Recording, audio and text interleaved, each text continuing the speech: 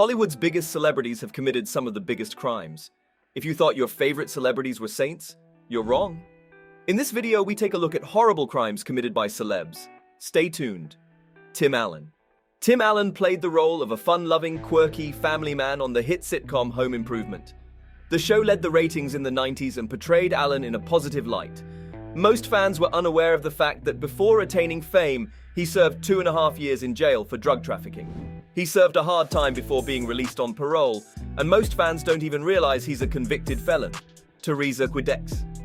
The Real Housewives franchise is known to pack explosive drama into every episode. But fans got more than they expected when news came in that Real Housewives of New Jersey star Teresa Giudice and her husband at the time, Joe Giudice, were both arrested.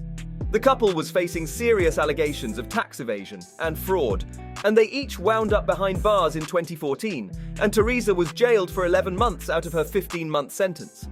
Joe served time and was also deported to his native Italy in 2019. The couple has since split. Matthew Broderick. American actor Matthew Broderick gained fame for his roles as the title character in Ferris Bueller's Day Off, Nick in Godzilla, and David Lightman in War Games, as well as the voice of adult Simba in Disney's The Lion King in 1994. However, he was also responsible for the deaths of a 28-year-old woman and her mother after he crashed into their car in 1987. While driving in Northern Ireland with his then-girlfriend, Dirty Dancing star Jennifer Grey, Broderick veered into another lane, crashing into an oncoming car. While the two actors survived the crash with significant injuries, the passengers in the other car were killed on impact.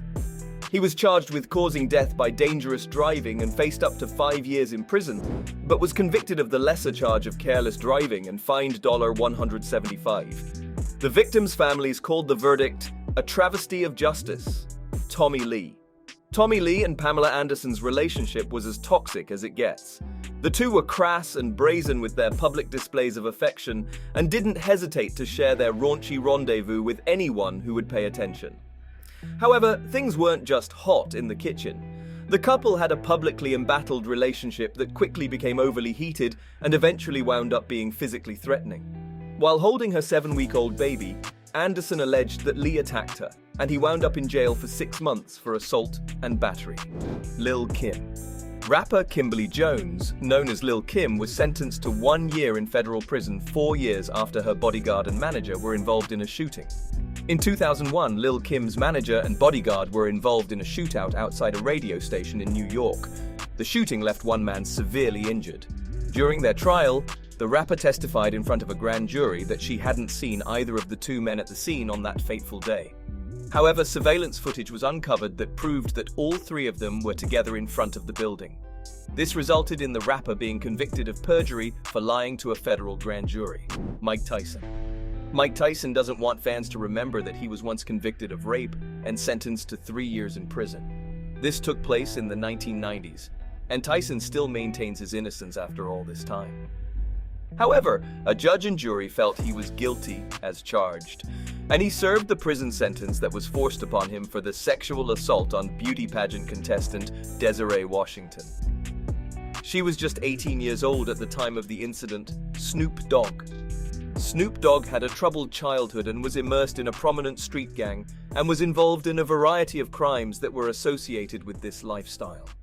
However, an incident in 1993 nearly put his life on a very different path.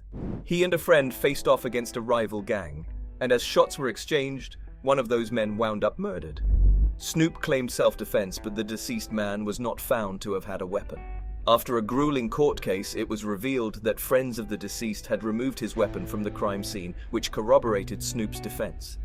In addition to this, the police mishandled the evidence as well. Snoop narrowly evaded a murder conviction. That's it for this video.